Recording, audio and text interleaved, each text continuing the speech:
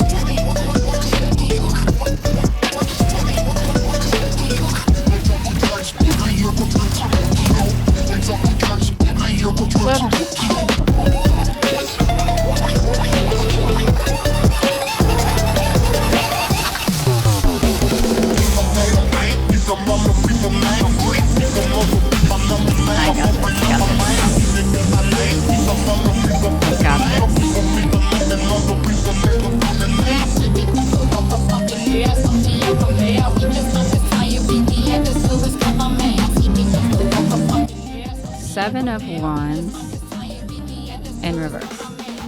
I don't have a good feeling about it that it's reverse. Wands represent fire. That's a masculine energy. It is Sagittarius correspondence. He's facing away. He seems like he's holding it as if in combat.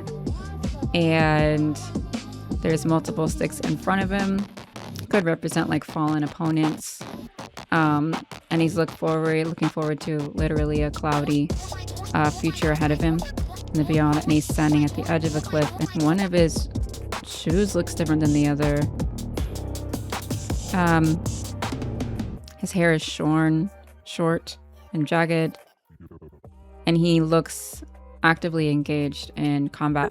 My interpretation of this card is that it represents combat and a hard-fought victory with more battle ahead.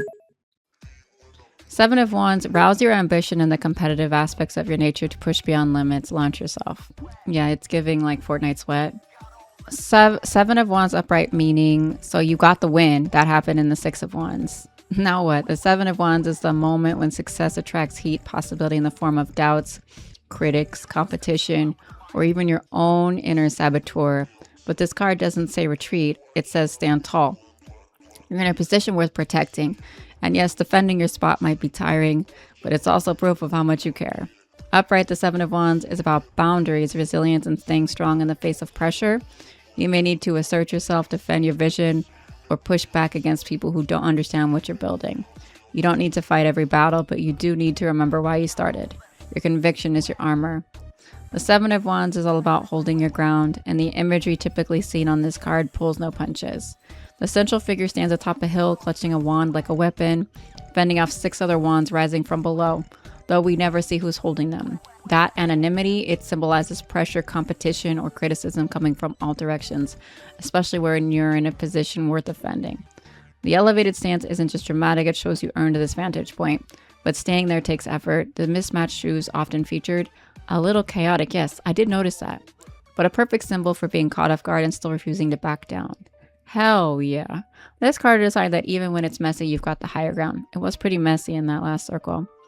As I really love that about the stick of truth, that it calls a circle and it sets people off their guard. Reverse, this card can signal burnout, avoidance, or fear of confrontation.